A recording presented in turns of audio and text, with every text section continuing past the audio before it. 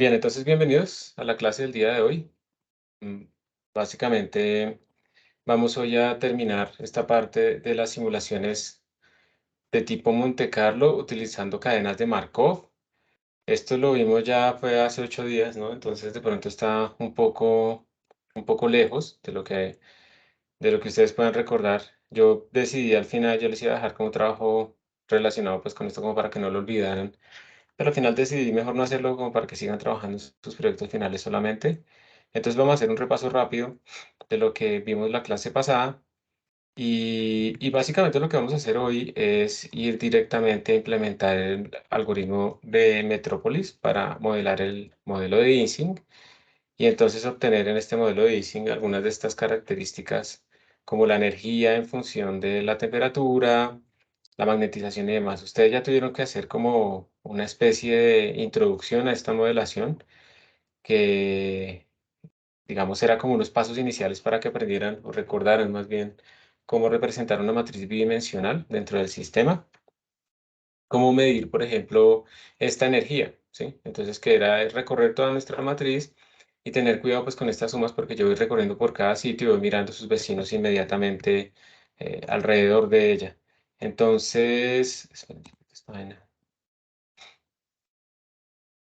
Entonces, digamos que eso es lo que vamos a hacer el día de hoy nosotros. Y para que recordemos un poco lo que habíamos hablado en la clase pasada, digamos, dónde está metido todo esto que hemos venido trabajando. Espérense, yo paso aquí, pues bien, para que no quede de esta forma. Entonces, hagamos lo siguiente. Vamos a escribir un poquito aquí como en un tablero. Teclado allá. Traigo esto acá. Y la clase pasada, entonces nosotros habíamos dicho que la idea es, digamos que vamos a hablarlo específicamente con el modelo de Ising. Yo tengo un sistema, lo voy a hacer aquí de este tamaño. Puede ser, idealmente tiene que ser grande para que represente nuestro sistema, pero en el computador no podemos simular un sistema demasiado grande, ¿sí? Entonces, digamos que si ustedes llegan a un sistema, qué sé yo, de 10 por 10 para simular ese modelo de Ising, entonces ustedes van a tener básicamente como en cada sitio de esa malla tenemos dos estados, tenemos 2 a la 100 posibles estados. Y esto del 2 a la 100 para que lo representemos en potencias de 10 lo podemos reescribir como 2 a la 10 a la 10 y 2 a la 10 es aproximadamente 10 a la 3 y 2 a la 10 es 1024.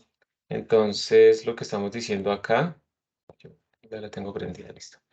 Lo que estamos diciendo acá es que esto es de alrededor de 10 a la 3 a la 10 y esto pues es 10 a la 30. Entonces tenemos más o menos 10 a la 30 estados y esto hace que si yo quisiera, por ejemplo, calcular la función de partición o cosas de ese estilo, tendría que hacer unas sumatorias que no son prácticas en el computador. Básicamente no podemos hacerlas y entonces realmente tenemos que encontrar maneras en las que podamos simular nuestro sistema y podamos asemejarlo un poco al sistema real, a que tenga esas fluctuaciones, por ejemplo, térmicas, porque estamos en ese ensamble canónico donde tenemos la temperatura fluctuando alrededor de un valor promedio, porque, perdón, la temperatura está fija y lo que tenemos es la energía fluctuando alrededor de un valor promedio.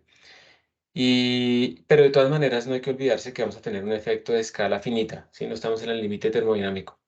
Entonces la idea es, bueno, yo quisiera generar sistemas, ¿sí? Estas son como muestras de este sistema.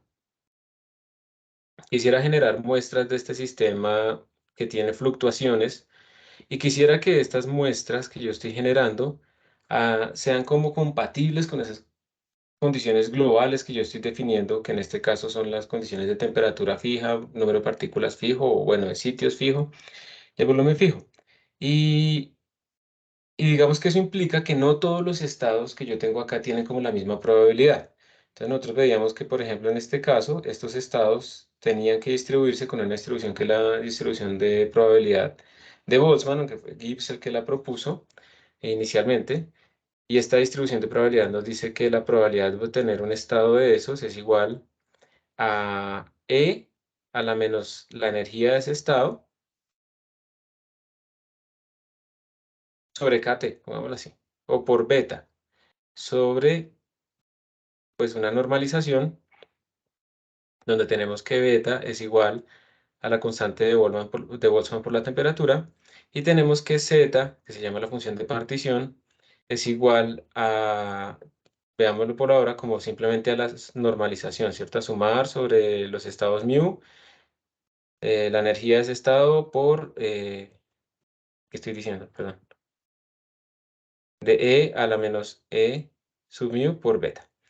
Como les decía, si podemos calcular esa función de partición, de a partir de ella podemos definir todos los valores promedios que uno mide macroscópicamente la energía o cualquier otro observable, la susceptibilidad magnética, o sea, cualquier respuesta en nuestro sistema a parámetros macroscópicos la podemos obtener a partir de la función de partición, pero el problema pues es que esto es prácticamente imposible de hacer teóricamente y también de forma práctica es muy difícil de hacerlo también en el computador para todos los posibles estados en un sistema un poco más grande. Es que 10 por 10 sigue siendo pequeño para simular un sistema macroscópico, ¿sí o no? Entonces nosotros tenemos este problema. Tenemos el problema de yo no puedo hacerlo ni siquiera computacionalmente, puedo sumar todos esos estados. Yo necesito generar estados aleatorios que simulen a mi sistema apropiadamente, pero la probabilidad de tener esos estados no es uniforme. Y aquí entonces es donde surge este algoritmo de Metrópolis que nos permite a nosotros poder obtener una muestra representativa de nuestro sistema que siga la distribución que estamos buscando, en este caso la distribución de Boltzmann. Entonces nosotros lo que hacemos es generar, primero que todo, como una cadena, que a veces le llamamos la cadena Markov, en donde a partir de un estado inicial, por ejemplo, nosotros vamos pasando a estados subsiguientes y aquí viene una primera parte. O sea, este algoritmo se divide como en dos partes. Una parte es la generación de los estados.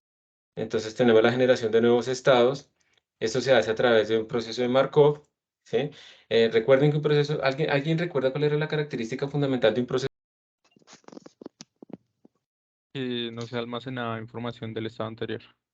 Exacto, muy bien, no tiene memoria. Entonces no tiene memoria en un proceso de Markov.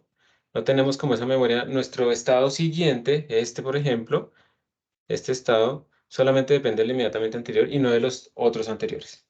Entonces, digamos que ahí es donde viene toda esta parte del proceso Markov, porque si yo tengo esta generación y cumple las características de un proceso Markov, se puede demostrar que existe como un estado límite, que las probabilidades convergen hacia una probabilidad que no depende ya del tiempo, sino que no importa en dónde arranque, yo llego como a al mismo estado final, a los mismos estados, a la misma muestra final voy a llegar.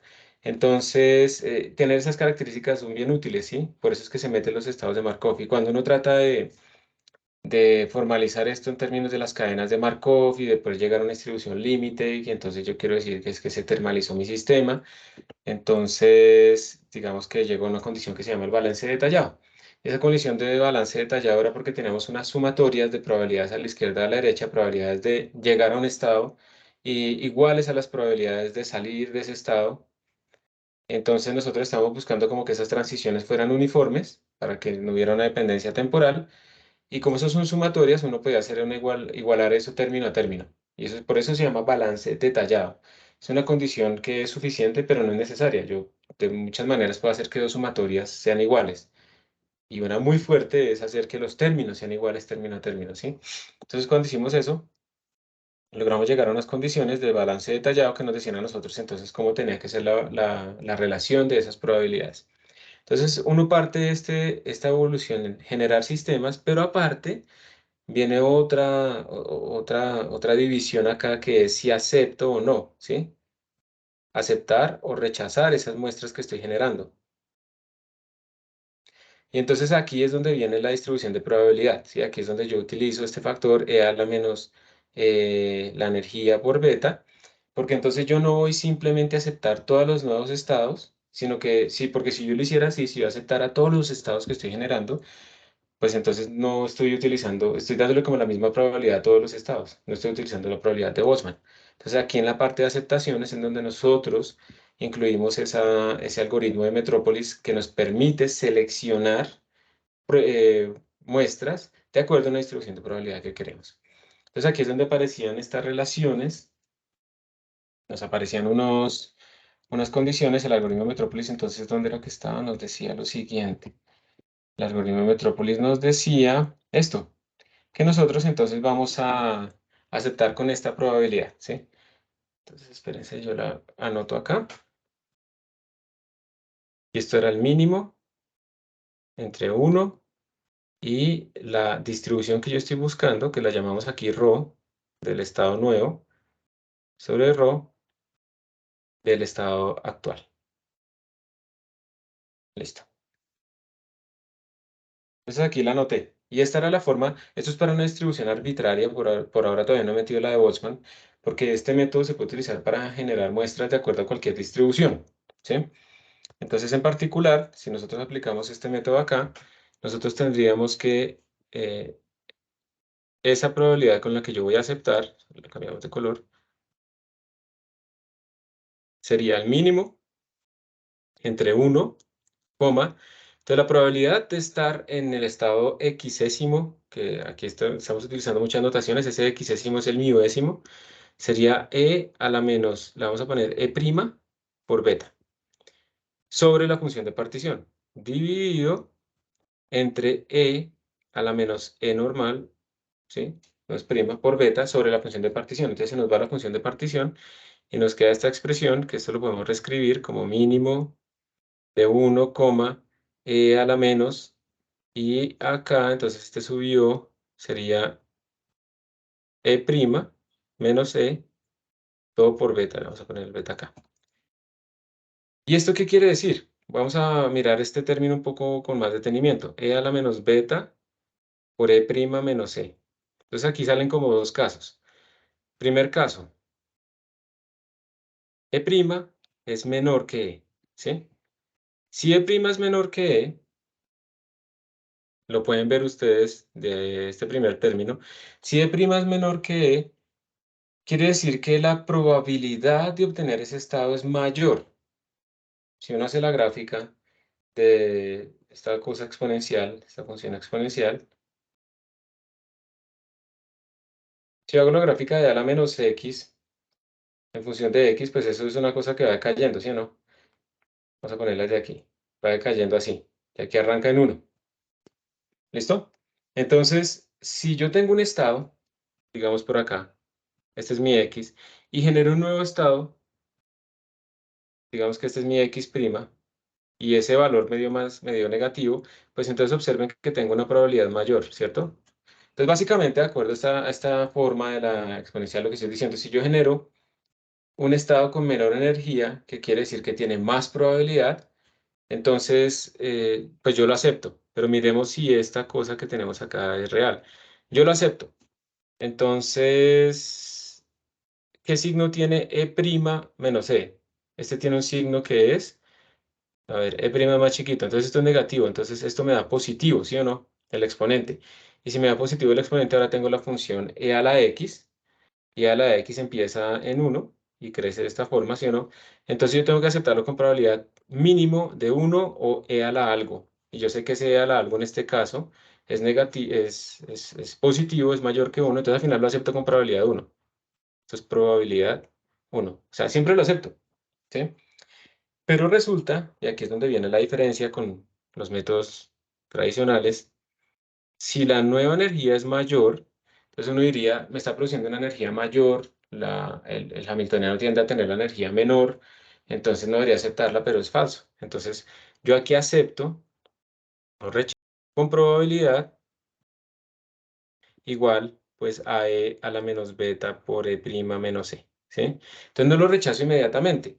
Yo lanzo un número aleatorio, un r o un z, que está en el intervalo 0,1 y acepto if ese r es menor o igual, si quieren, pues eso es casi muy raro que es exactamente igual, prima menos e. Si esto se cumple, entonces acepto. Si no, pues rechazo, ¿cierto? Y esto es lo que hace el algoritmo de Metrópolis, en este caso particular, aceptar o rechazar con esta forma exponencial, que es la distribución de Boltzmann. Y entonces así estamos aceptando algunas veces muestras que nos permiten simular también las fluctuaciones térmicas. Esto también nos permite salir a nosotros en sistemas más complejos de pequeños óptimos locales en los que se queda atrapado el sistema. Y así entonces estamos aceptando muestras con este peso, con esta probabilidad. Y ese es el gran truco. Entonces tenemos que pensar en dos maneras de generar en dos maneras, en dos partes para generar y aceptar nuestras muestras. Primero, cómo genero una nueva muestra y lo segundo es cómo acepto o rechazo esas nuevas muestras. Ahí es donde está el peso. Entonces, creo que, digamos, la parte de aceptar y rechazar ya está. Si ustedes tienen alguna pregunta, pues de una, interrúmpanme, me pueden decir. Pero faltaría la de generar nuevos estados. ¿Sí? ¿Hay alguna pregunta? Bueno, aquí no veo en el chat ni nada. Listo. Entonces, ahora lo que nos faltaría es cómo generar nuevos estados y lo vamos a hacer de la forma más sencilla posible. Entonces, otra vez volvamos a que estamos en el modelo de Ising, tenemos una grilla y en esa grilla nosotros tenemos entonces spines. Vamos a hacerla. Listo. Ahí no quedó una línea sobre la otra, espero que no pase nada. Entonces, digamos, nos vamos a concentrar en este spin, digamos que este spin está hacia arriba. Y lo que hacemos es mirar las vecindades inmediatas. Entonces pregunta, ¿la vecindad inmediata incluye este spin de aquí en diagonal o no? No, solo los de arriba y los de los lados. Muy bien, esa es la vecindad inmediata. Entonces digamos que yo puedo tener esto así, puedo tener esto así, así, digamos. Y yo lo que quiero ver es qué pasará, y voy a copiar todo, qué pasará si yo invierto mi spin, ¿sí? Entonces yo lo que voy a hacer es coger y voy a coger este spin y lo invierto. Esa es la forma en la que vamos a generar nuevas muestras, ¿listo?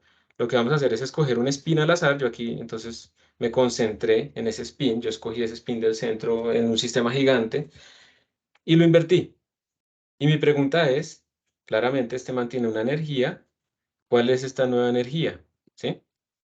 La energía la medimos con el hamiltoniano. Entonces, el hamiltoniano nosotros decíamos que era menos j sumatoria de los espines y decimos j decimos esta multiplicación, pero ojo porque esta es una sumatoria sobre i, j, pero j son los vecinos, ¿sí? Menos un campo magnético externo por sumatoria de sigma i. Eso era lo que teníamos, pero nosotros vamos a considerar que este término es nulo. Vamos a decir que esto es nulo. Entonces vamos a quedar solamente con este término del hamiltoniano y digamos que ustedes podrían hacer la sumatoria sobre todos, esperen, no, podrían hacer la sumatoria sobre todo el sistema para calcular esta energía, ¿sí? Y pueden hacer la sumatoria sobre todo el sistema para calcular esta nueva energía. Pero imagínense que eso es un sistema grande, de todas maneras esto es muy ineficiente y hay muchos términos que no van a cambiar. Como ustedes al final lo que necesitan es solamente este cambio, el delta, ¿sí? Entonces, si ustedes se dan cuenta, digamos que yo esta sumatoria, este hamiltoniano, yo lo puedo como partir en lo siguiente, la puedo escribir como menos j por sumatoria sobre i, a ver, escribámoslo de otra manera. Voy a quitar el j por ahora. Entonces tendríamos este término, esta suma, yo la podría colocar como una suma sobre todos los i's diferentes al i ese que yo escogí, el i asterisco, yo escogí ese del centro, a ese spin de sigma i sigma j más sigma i asterisco multiplicado por, entonces, digamos que serían ¿cómo lo ponemos acá? Sigma J1 o sigma J0 más sigma J1 más sigma J2 más sigma J3. Estos simplemente son los vecinos inmediatos. Lo que hice fue sacar de mi sumatoria ese spin y décimo. Eso es lo que hice. Entonces esto es lo mismo, ¿sí? Simplemente lo desglosé, lo saqué explícitamente. Este es mi hamiltoniano multiplicando por j, pongámosle aquí sobre menos j, para que no haya problema con b igual 0. Y pues si yo hago esto igualito, pero cuando cambio un spin, entonces yo tomo toda esta vaina, la copio, la pego, la pongo acá, ¿sí? Y entonces ahora si yo lo invierto, me va a salir aquí un menos en este sitio, ¿sí o no? Aquí me va a salir un menos, porque yo invertí mi spin, de acuerdo a lo que teníamos antes. Y esta es mi nueva energía. El resto todo está igual. Entonces, si yo resto esas dos cosas, esta es como mi energía y esta es mi energía original. Si yo resto esas dos, pues ustedes se van a dar cuenta que toda esa sumatoria que yo tengo en esta zona, todo esto es lo mismo y se me va a cancelar, ¿sí? Se me va a cancelar. y entonces yo no tengo que tenerla en cuenta. Realmente ese es como el punto. Yo no tengo que hacer toda esa sumatoria, ¿sí? Entonces yo simplemente me quedo con los factores locales de cambio. Y estos factores locales de cambio, entonces, ¿qué me va a dar de cambio esta cosa? Me va a dar menos 2 veces sigma i, factor de la sumatoria J0 más J1 más J2 más J3. Entonces se vuelve muy sencillo, porque yo simplemente lo que hago es, escojo una espina al azar, ¿sí? Y calculo cuánto sería el cambio en la energía si yo lo invirtiera, que es este. Este es mi cambio en la energía si yo lo invirtiera. Y es una sumatoria que de hecho yo la puedo hacer rápidamente, ¿sí? No tengo que hacerlo sobre toda la muestra, sino solamente aquí de forma local, porque solo tiene información local.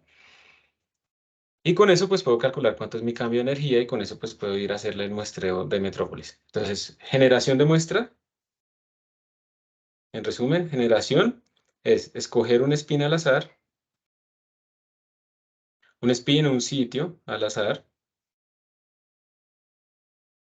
Y segundo, eh, calcular más bien, pongámoslo así, calcular delta E. Y después, entonces, si viene la aceptación. No, es que ni siquiera.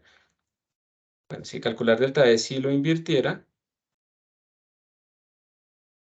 Y después viene la aceptación o rechazo, ¿sí? Entonces viene aceptar con probabilidad mínimo entre 1, coma, ¿y cómo es que era? A la menos beta delta E. Para sistemas muy grandes, incluso ustedes pueden, como los sigmas, como los espines solamente valen entre -1 y 1 en este modelo que estamos utilizando, uno puede notar que esto tiene un valor límite, ¿sí? Esto tiene como un valor máximo y mínimo que podemos tener y uno los puede precalcular, digamos, de forma explícita. Y entonces uno simplemente en las simulaciones va diciendo si esta es la configuración que tengo, cuánto es el valor y así. Pues, pero realmente eso yo no creo, lo más importante, o sea, no creo que optimice demasiado. Lo más importante es que uno ya haya reducido el sumar sobre todos los sitios a solamente algo completamente local y ya. Entonces esto es lo que uno hace en el modelo de Ising, ¿sí? Genera muestras de esta manera, acepta muestras de esta manera y eso es todo. Eso es todo lo que uno tiene que hacer. ¿Cómo hace uno para escoger un sitio al azar, por ejemplo? Ustedes tuvieron que hacer eso en la tarea, yo no me acuerdo. ¿Les tocó escoger como un sitio al azar, como pensar en cómo hacer eso? Sí, señor. ¿Y eso cómo lo hicieron? Yo usé random, ¿Y el que random es muy... cómo lo hiciste? ¿Para el I, para el J? Digamos que ya olvidémonos un poquito de este y estas J, ahora vamos a decir, tenemos un IX y un IY, que nos dice a nosotros cuál es la fila y cuál es la columna. ¿Sí? ¿Tú escogiste al azar cada uno de ellos o hiciste de otra manera? Usé random para que me botara dos valores entre el n por n, o sea, entre el tamaño de la matriz. Ajá. O sea, entonces el primer valor está entre 0 y n-1, Sí, ¿cierto? Incluido. O lo podemos poner entre 0 y n. Y el otro también entre 0 y n. ¿Sí o no? sí, señor. Y listo. ¿Y así lo hicieron todos? También hay una forma de construirlo con NotPy.choices, que digamos la función era, tú le das un arreglo y si no le das pesos, pues NumPy.choices elige un elemento de ese arreglo con misma probabilidad. La otra forma de hacerlo. Ujú. También, eso también es posible. Con el NumPy.choices te bota, o sea, tú le dices que te bote dos de una vez, o tú qué le mandas, le mandas con un arreglo bidimensional y él te escoge los dos índices o cómo funciona. Pues no estoy seguro si le puedo mandar arreglos bidimensionales, pero por ejemplo le mando un arreglo de números enteros entre 0 y n. Ah, Entonces ok. yo ahí le puedo ver después de que me devuelva, dame dos valores randoms de ahí. Perfecto, o sea, tú le mandas el NumPy.choices, un arreglo de 0 a n, digamos, o un generador, y le dices que te bote m números de esos, y tú le pides dos pasos en cada uno de los pasos, y eso te da dos números completamente aleatorios ahí. Exacto. Muy bien. Hay varias maneras de hacerlo, todas son equivalentes. Lo importante acá es que sean probabilidad uniforme, exactamente, ¿sí? Que yo escoja con la misma probabilidad cualquiera de los sitios o cualquiera de las filas y cualquiera de las columnas, que no vaya a haber como un peso ahí. Eso es lo más importante. ¿Por qué es importante eso? Porque yo tengo que escoger al azar completamente mis sitios, porque además yo necesito, eso no lo dije aquí explícitamente, pero en esta generación yo necesito también que eso sea invertible. Si nosotros miramos lo que teníamos anteriormente, acá nosotros tenemos una probabilidad también de pasar de un estado yésimo, bueno, xésimo a x' o de estado x' a x, y esa probabilidad nosotros la cancelamos porque dijimos que era invertible, pues la transición. Y aquí es invertible precisamente por la dinámica que estamos colocando, porque pues yo paso este estado de acá de, ¿sí? Solamente invirtiendo el spin acá, y si yo invierto el spin en el estado de prima, pues vuelvo al estado de. Entonces es invertible y eso requiere también que no solamente sea la dinámica de invertir, sino de la selección también que sea completamente uniforme. Listo, entonces uno hace eso, uno calcula la energía y con eso ya puede calcular el siguiente paso. Una cosa importante que tener en cuenta entonces es que ya queda claro que nosotros tenemos una manera de partir de un estado inicial, ¿sí? Digamos que este es nuestro estado inicial, que puede ser de alta temperatura o baja temperatura, ya hablamos de eso, y pasar al siguiente estado. Entonces selecciono un I, J al azar, ¿sí? Lo invierto o pienso qué pasaría si lo invierto, calculo el delta E y acepto con la probabilidad de Metrópolis, del modelo de Ising. Y listo, genero un nuevo estado que cambia un poquito. Y luego vuelvo a hacer lo mismo y genero un nuevo estado que cambia un poquito. ¿Listo? Cambia un poquito. Recuerden que al final lo que nosotros, y en el fondo, digamos, uno no lo dice sino hasta que ya está el puro final, lo que uno está buscando aquí es calcular algo, unos observables, ¿sí? Entonces, digamos que en este caso particular nosotros estamos interesados en calcular, por ejemplo, la energía promedio. Entonces, lo que nosotros estamos interesados es cuánto es la energía promedio de mi sistema, y esto dijimos que iba a ser igual a 1/n, n tan fea, 1/n, sumatoria de la energía que obtengo en cada uno de mis estados. Pero ¿cómo así si yo tengo una distribución de probabilidad? Pues resulta que como estamos dentro de nuestro sistema, estamos muestreando nosotros con esa distribución de probabilidad, a esto se le llama importance sampling, nosotros ya estamos metiendo dentro de nuestra muestra los estados que cumplen esa distribución de probabilidad. Entonces, por esa razón se simplifica de esta forma. Porque como ahora ya estamos seguros de que estamos aceptando solamente estados que cumplen esa distribución de probabilidad, entonces podemos simplemente calcular los promedios como algo geométrico, ¿sí? Un promedio, aritmético, perdón. Ahora bien, hay unos supuestos acá que nosotros no hemos hablado y que se deben cumplir. Y uno de esos supuestos es que las muestras son completamente independientes. Pero resulta que si yo paso de un estado gigante en donde solo, de una cosa gigantesca en donde tomo un spin y lo invierto y ya, y lo acepté, digamos, esos dos estados están muy correlacionados. O sea, normalmente en un sistema real macroscópico, uno no esperaría que solo un spin, digamos, si yo tuviera realmente un imán, se invierta, sino que se inviertan como muchos al tiempo, ¿cierto? Pero resulta que por la dinámica como la estamos pensando, nosotros estamos invirtiendo solo uno. Eso quiere decir que estas dos muestras están correlacionadas. Las muestras que yo tomo acá y con la que genera la siguiente, así la acepte, están muy correlacionadas. Entonces, no se cumple la independencia entre las muestras que uno está esperando que se cumpla para poder hacer esto. Y por lo tanto, hay una cosa importante y es que yo no voy a tomar esta energía y esta energía y esta energía y esta energía, no las voy a tomar todas exactamente para meterlas allá en esa sumatoria, sino que yo voy a hacer unos pasos, ¿sí? En donde voy a ignorar esa energía y después de cierto número de pasos voy a aceptarla. Entonces solamente voy a aceptar esta, hago un número de pasos y luego si acepto otra muestra con tal de que esa correlación haya disminuido. Uno puede medir esas correlaciones, si esas correlaciones punto a punto se llaman, uno las puede medir. Esas correlaciones dependen de la temperatura, digamos que aquí estamos con la iteración o el tiempo computacional, llamémoslo así. Entonces yo puedo medir esas correlaciones obviamente digamos cuando estoy conmigo mismo, pues empiezo en uno y esas correlaciones pueden empezar a bajar. Normalmente bajan de forma exponencial, ¿sí? y uno puede calcular cuál es como esta escala característica de esta forma exponencial, y eso le dice a uno cuánto tiempo aproximadamente debería yo esperar antes de volver a tomar una siguiente muestra. Entonces yo genero y genero y genero estados, espero ese número de iteraciones, y ahí sí, cuando llegué y la cumplí, tomo eso como una muestra representativa. Vuelvo a generar un montón de estados, hago mi proceso de Markov y mi algoritmo de Metrópolis, y después de ese punto, de ese número de iteraciones, vuelvo a tomar mi muestra. Y eso es importante. Si yo tomara todas estas muestras, realmente va a tener correlaciones y van a estar mal estimados mis estimadores, así se llaman. Entonces, ahora bien, nosotros en principio no lo tenemos, ¿no? No sabemos cuánto es esta correlación. Entonces, uno lo que debería hacer realmente es generar muchas muestras, imprimir esas informaciones, luego calcular las correlaciones y luego con ese dato empezar a seleccionar de ese montón de muestras solamente algunas. Pero pues si mi simulación se demora mucho, no tiene sentido como demorarme tanto, tomar tantas muestras, que tal el tiempo de correlación sea gigantesco, y entonces yo al final hice 1 millón de simulaciones, pero el tiempo de correlación es de 500.000, entonces solamente tengo 2 muestras. Entonces ahí viene como un balance entre la eficiencia, la restricción estadística, la eficiencia computacional.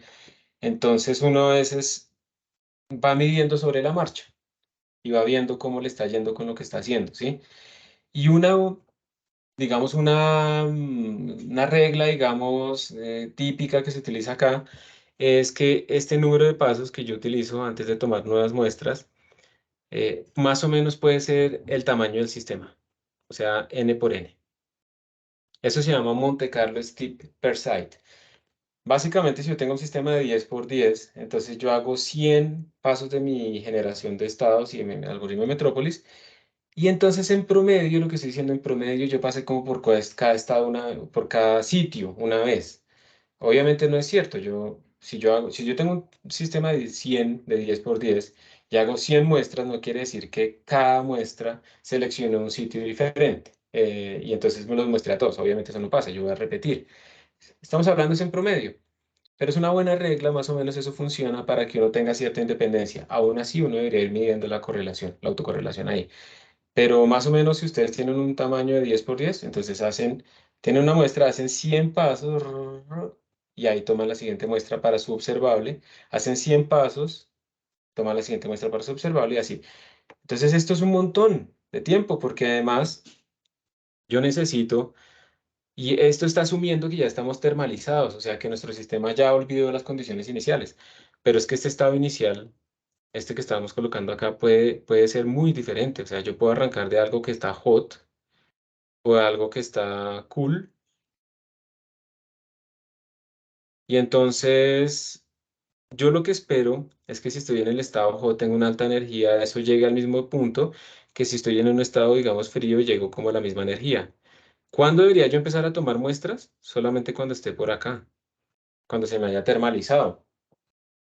Entonces, no solamente debo esperar tiempo entre muestra y muestra, sino que además debo esperar tiempo hasta que se me haya termalizado mi sistema.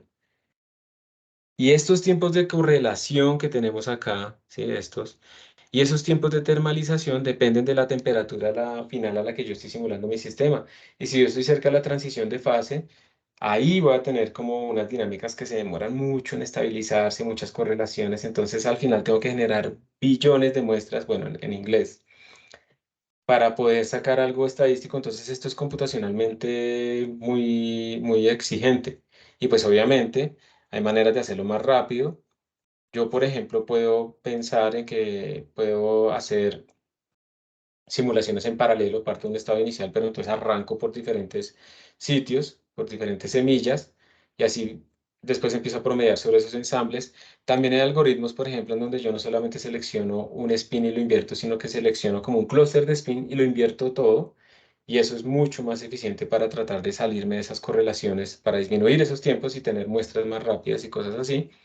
Y hay un montón de optimizaciones por acá. Entonces estos sistemas se vuelven como computacionalmente muy exigentes, y una cosa es que uno puede optimizarlos mucho si uno utiliza pues ya programación en paralelo y cosas de ese estilo. Entonces, bajo toda esta parafernalia, digamos que queda más o menos la estructura de lo que necesitamos hacer nosotros para hacer la simulación. El corazón de todo esto es seleccionar nuestros estados de acuerdo a la a esta distribución, ¿cierto? Ese es el corazón de todo. Pero para poder calcular cosas como la energía promedio y demás, entonces necesitamos tener también en cuenta que hay que pasar ciertos pasos de tiempo. Entonces hagamos lo siguiente, vamos a pensar cómo sería más o menos el algoritmo si yo lo fuera a implementar, cómo sería la simulación, ¿sí? Vamos a tratar de pensar en eso, espérense a ver si puedo. Es que aquí yo nunca he hecho eso, no, esto no es lo que quiero. Vamos a ponerle una nueva hoja. Sí, no sé, quisiera poner las dos aquí pegadas, pero no importa. Entonces, ¿cómo sería nuestro algoritmo de Metrópolis? ¿Sí? ¿Cómo sería nuestra simulación? Si quisiéramos hacer la simulación, ¿qué deberíamos hacer? ¿Cuál es el pseudo algoritmo que deberíamos implementar? Digamos que lo primero, y ustedes me van ayudando, si se les ocurre algo por ahí, sería como tener nuestra matriz, ¿sí o no? Generar nuestra matriz de tamaño n por n, vamos a hacerla cuadrada, llenarla aleatoriamente, por ejemplo. Y si yo la lleno aleatoriamente, ¿ustedes qué dicen? Estamos empezando desde un estado frío o un estado caliente. ¿Qué querrá decir? ¿Cuál será el significado? ¿O qué espero yo? Si estuviera caliente, ¿qué espero?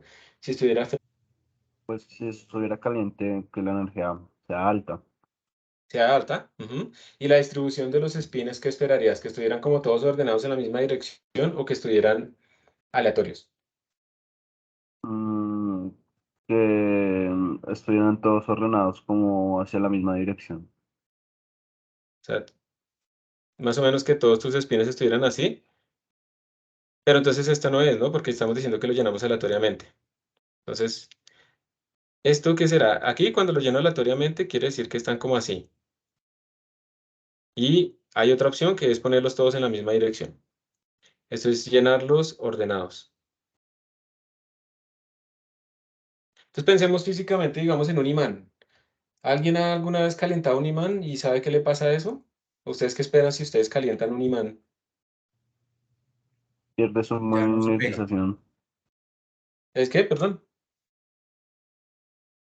Pierde su magnetización. Pierde su magnetización. ¿La otra persona dice lo mismo o no? Sí, profe. Pierde su magnetización. Entonces, ¿cuál está magnetizado acá? ¿El que está aleatorio o el que está ordenado?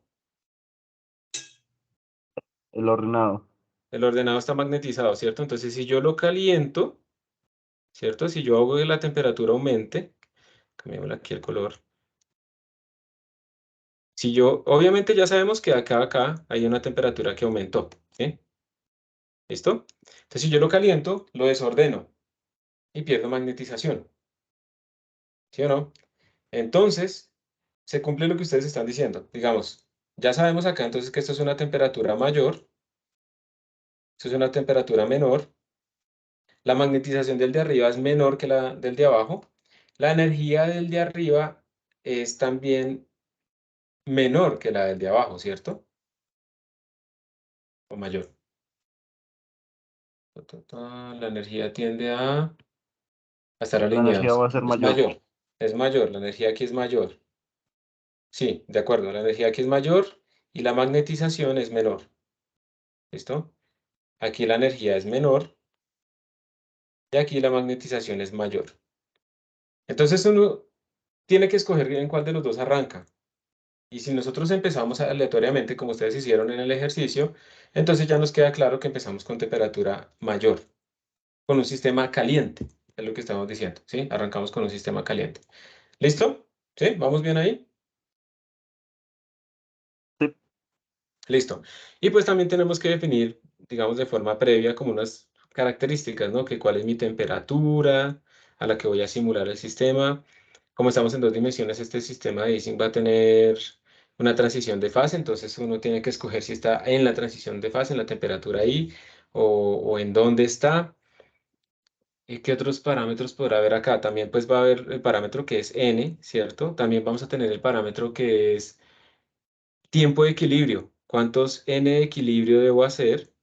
Recuerden que el n de equilibrio es el que me dice a mí, partiendo de esta condición inicial caliente hasta que me lleve a la termalización. Ese es mi tiempo de equilibrio, ¿listo? Ese es el n de equilibrio. Y luego de hacer el n de equilibrio, yo tengo que hacer un número de iteraciones de mi sistema para seguir generando mi muestra, ¿cierto?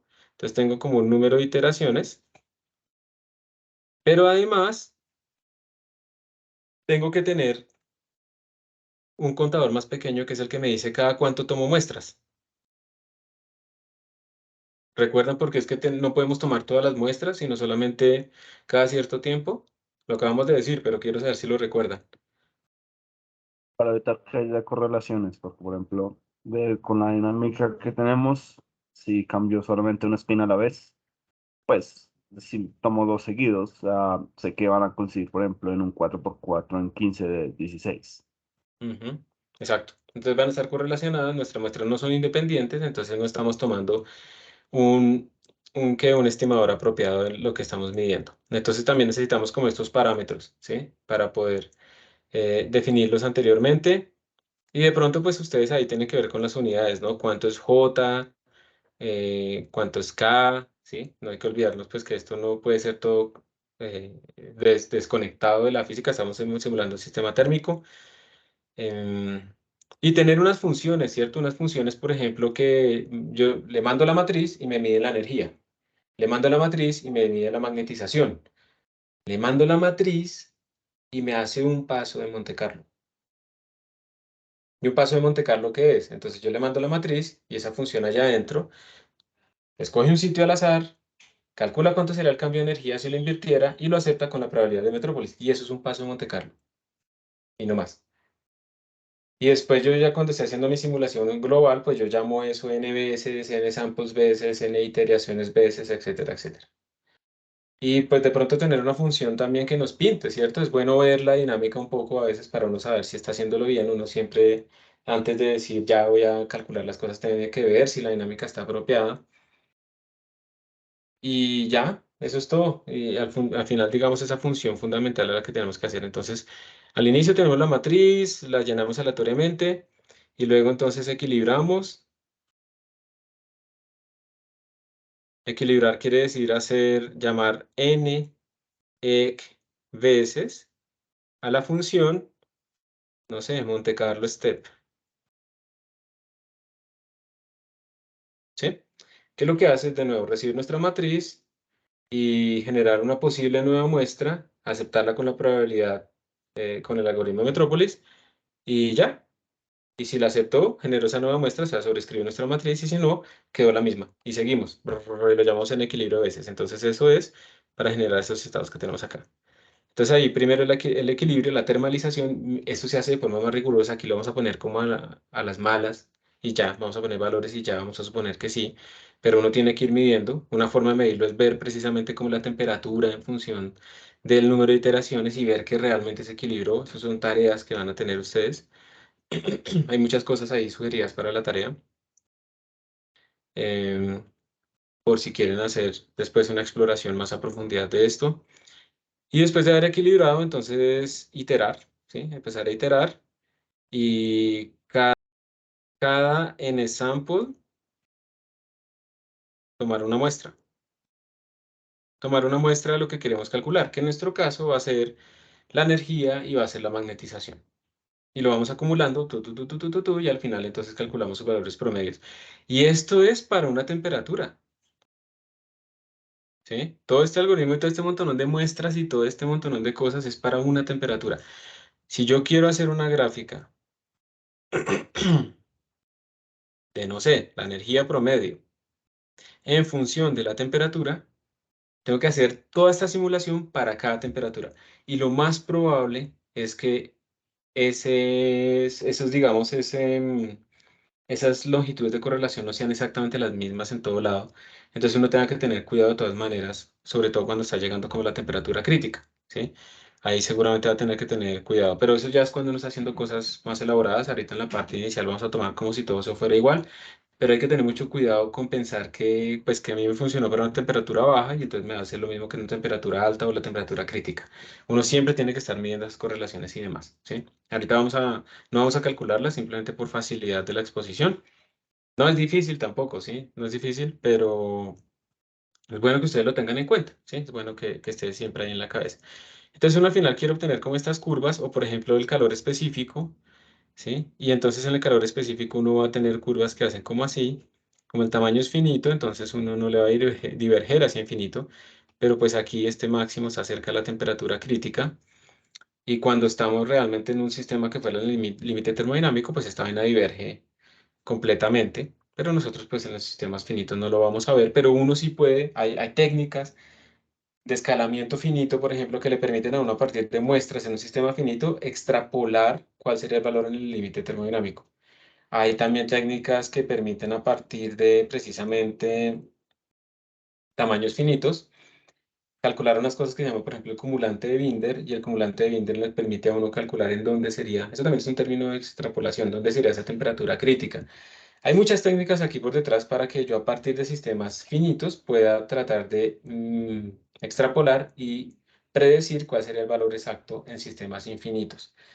Entonces, a partir de estas fluctuaciones, la capacidad el calor específico y la susceptibilidad magnética, uno puede calcular estas temperaturas críticas.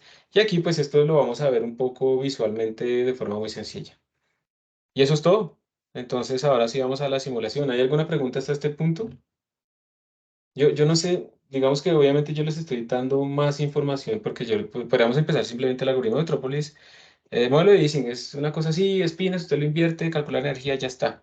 Pero le estoy tratando de dar como lo que está por detrás, porque si ustedes tienen que enfrentarse después a otro sistema, lo puedan más o menos pensar de la misma manera, que la probabilidad ya es diferente. Listo, pues cojan el algoritmo original, este, ¿dónde está la formulación?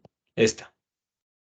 Esa es la formulación original. Si tienen otra probabilidad, pues entonces formúlenla con el exponencial. Esto es porque estamos en la distribución de Boltzmann y demás. Entonces la idea es que ustedes, digamos, puedan de pronto aplicar estos conceptos a otros sistemas también, ¿sí? ¿Preguntas? ¿O vamos de una vez a... Listo. Entonces vamos al código. ¿Ahí me escuchan bien? Estoy tapando el micrófono. ¿Me escuchan bien de todas maneras? Sí, profe, se escucha bien. Listo. Entonces, gracias. Entonces, ta, ta, ta. Entonces, miren, lo que queremos es obtener más o menos unas curvas como estas que ustedes están viendo en la pantalla. Aumento un poquito el brillo. Estas curvas, entonces, por ejemplo, la energía, hay que tener en cuenta también que aquí nosotros tenemos algunas variables que son extensivas, ¿cierto? Entonces, si yo aumento el tamaño de mi sistema, nuestra variable también pues va a crecer, ¿cierto? Entonces, idealmente también hay que pensar un poco en que yo grafique como la energía por sitio, por ejemplo. Entonces yo divido por el tamaño de mi sistema y cosas de ese estilo, de tal manera que yo pueda comparar mis diferentes tamaños en una sola curva, ¿sí? Que yo trate como de observar eso. Aquí tenemos la energía en función de la temperatura. A medida que la temperatura va aumentando, pues nosotros tenemos que la energía va aumentando. Aquí tenemos la magnetización. Miren que cuando los tamaños son muy pequeños, pues uno ve como el comportamiento, pero realmente no tiene como, o sea, si yo veo el tamaño al igual a 4, pues yo veo con una curva muy suave, yo no podría solamente ahí predecir que tengo una transición de fase, pero cuando estamos en 16 o 32, observen que la caída cada vez es más abrupta y pues si uno sigue aumentando este tamaño del sistema, pues uno se va a dar cuenta que efectivamente aquí lo que se tiene es una transición de fase en donde antes de una temperatura crítica, en este caso 2.3 más o menos, 2.34 con J igual a 1, antes de eso, la magnetización es diferente de cero. Y después de ese valor, la magnetización es igual a cero. Cuando uno tiene un parámetro de este estilo así, que digamos antes vale algo y después vale cero, o al revés, simplemente es cambiar como la forma en que uno lo mide, uno tiene algo que se llama el parámetro de orden, ¿sí? Entonces uno lo que tiene es que el parámetro de orden aquí, pues vale cero justo después, aquí se perdió eh, ese valor y entonces con esto uno puede caracterizar la forma en la que esto diverge, con esto uno puede caracterizar estas transiciones de fase. Y en las fluctuaciones también se observan esas transiciones de fase de forma más clara. La capacidad calorífica, no sé si lo alcanzamos a ver la vez pasada, pero miren, la capacidad calorífica que se define como la dependencia de la temperatura con respecto al tiempo, se puede demostrar que se calcula a partir de las fluctuaciones de la energía. Y lo mismo pasa con la susceptibilidad magnética. Esas son las fluctuaciones de la magnetización. Entonces, mire que las fluctuaciones de la energía empiezan a diverger a medida que el tamaño de nuestro sistema va creciendo y cuando uno tiene el tamaño, digamos, infinito, que es la solución exacta que está acá, pues uno tiene una divergencia gigante y acá también pasa lo mismo con las fluctuaciones en la susceptibilidad, perdón, en la magnetización, que se llama la susceptibilidad magnética. Y eso también tiende a diverger, ¿sí? Y por eso es que miren ustedes las barras de error en estos sistemas. Cuando yo tengo un sistema pequeño, me acerco a la temperatura crítica, pero yo no observo mucho, pues como que los errores aumenten, pero observen que en un sistema más grande, las fluctuaciones térmicas hacen que estas barras de error sean mucho más grandes. Entonces, también hay barras de error. Eso quiere decir que entonces en nuestros sistemas, para una temperatura dada, yo tengo que no solamente hacer toda esta simulación, ¿sí? Que tenemos acá, no solamente hacer toda esta simulación, sino que hacerla para varias semillas para calcular el valor promedio. También es bueno que ustedes se acostumbren a que siempre que tienen números aleatorios tienen que hacer promedios, utilizar diferentes semillas de generador aleatorio y calcular esas tendencias, porque esos son experimentos computacionales y como experimentos uno necesita saber el orden de magnitud de esas fluctuaciones para saber si confía o no en esos datos, qué tan bueno está todo. Esto es lo que queremos obtener hoy, ¿sí? Esto es lo que vamos a medir hoy haciendo nuestra pequeña simulación. ¿Listo? Em, entonces, como les decía, tenemos como nuestra simulación va a tener varias etapas. Pero agrando esto un poquito como para recordarlas. Tenemos entonces primero nuestra parte de la condición inicial, ¿cierto? Tenemos el látiz y pues esto nos va a retornar el látiz con cierta condición inicial. Nosotros decidimos si queremos frío o queremos caliente. Vamos después a hacer digamos que el núcleo de toda la evolución es esto del Monte Carlo Step, ¿cierto? Este es como el núcleo. Así es este. Lat. Entonces este es el núcleo. Esta función lo que tiene que hacer es recibir el látiz, el valor de la constante J en general, y un generador aleatorio que ya lo hemos venido usando desde antes. Entonces ya tiene su semilla, ya está inicializado.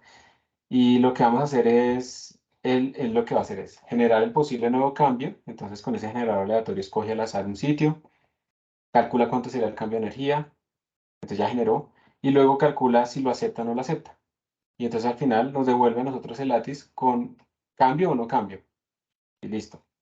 Y entonces lo que tenemos que hacer es hacer esto muchas veces, ¿no? Para equilibrar, para tomar muestras, etc. También debemos tener alguna parte que nos diga cómo visualizar a nuestro sistema. Y ustedes ya vieron que con EMShow es relativamente sencillo hacerlo acá para poder verlo un poco, a ver si nuestra dinámica está apropiada. Y también tenemos que tener alguna cosa, unas funciones que nos calculen como los observables. Entonces lo que nosotros necesitamos es, por ejemplo, la energía, magnetización, demás. Entonces es bueno tener unas funciones que nos calcule eso, ¿sí?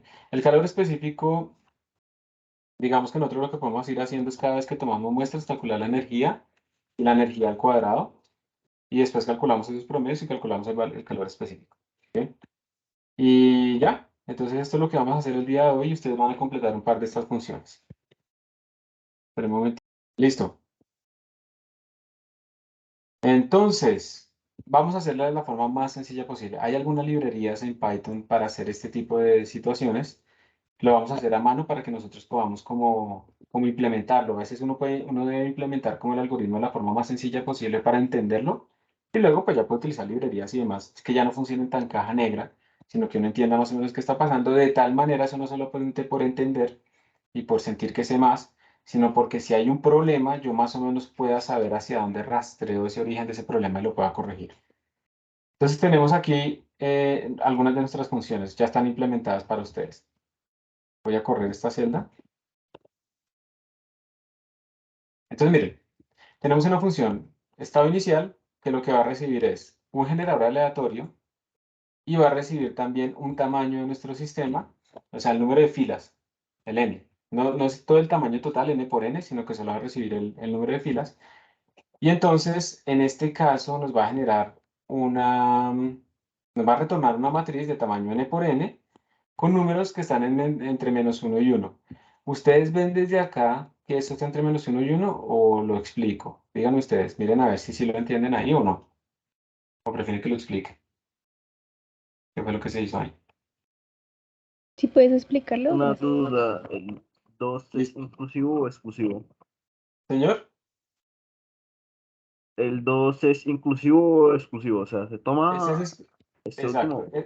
este es exclusivo. Entonces, este man está generando básicamente enteros. Le voy a explicar acá y ahí respondo las dos observaciones.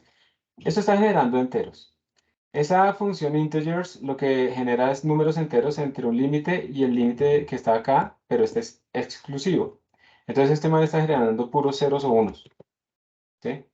Entonces estás generando 0, 1, 1, 1, 0, 0 y así sucesivamente, ¿listo? Luego cuando lo multiplico por 2, entonces estos unos se me vuelven 2, 2, 2. Y luego cuando a esos números le resto 1, entonces este man se me vuelve menos 1, 1, 1, 1, menos 1. Entonces de esa manera estoy generando números uniformemente distribuidos entre, digamos, con la misma probabilidad estoy generando menos 1 y 1. Es una manera de hacerlo, ¿sí? También lo podemos hacer con el choices que decía Juan David, ¿cierto? Yo le puedo mandar, ¿cierto? Supongo, Juan David, yo le puedo mandar menos 1 y 1 y que me genere aleatoriamente selecciones de eso, ¿sí o no? Sí, y puedes crear un arreglo bidimensional como salida. Exacto. Hay muchas maneras de hacerlo, pero ¿queda entendido esta manera de hacerlo? Sí, Sí. profe. Listo. Entonces esto pues, y esto nos retorna una matriz, ¿sí? Nos retorna una matriz, entonces por eso aquí digamos en la simulación, ¿dónde está? Acá. Yo llamo a esta función diciéndole, oiga, deme una grilla de cuadrícula, ¿listo?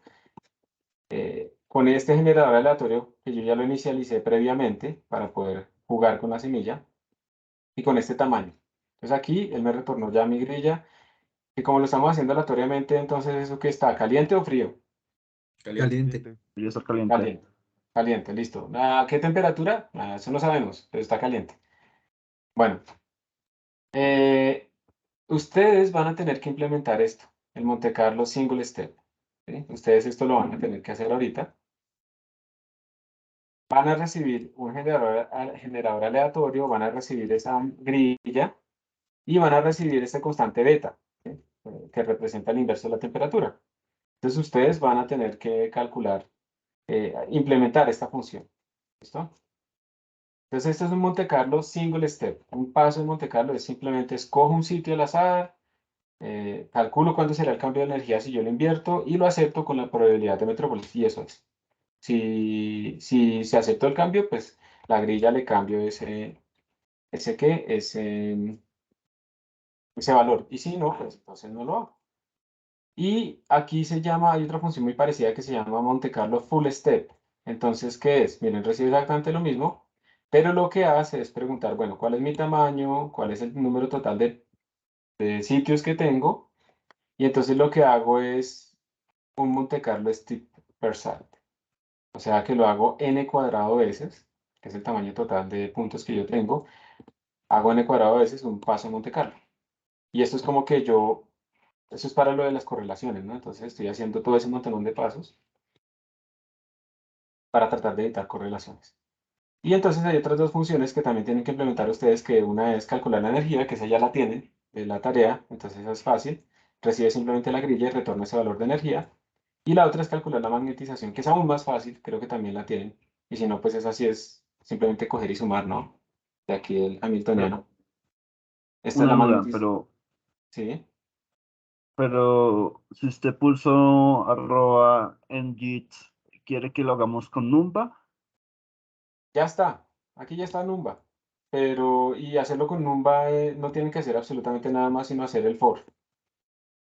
Ah, ok. Es que Numba no reconocía algunas funciones como NumPySum para cuando Sí. quiero Si no sumar les sobre un funciona, array. sí, hay varias formas de hacerlo. Y si lo hacen de una manera en la que, digamos, Numba trata es de optimizar fors, ¿sí? Que uno hace. Porque la gente, digamos, de todas maneras, a pesar de saber Python y esto, todavía programa mucho en force, a pesar de que eso es ineficiente. Entonces, Numba está muy orientado como a eso. Pero si hay funciones de NumPy que no puede Numba optimizar, si eso pasa, pues simplemente quítenle la anotación. ¿Listo? No pasa nada. ¿Ok? Ok.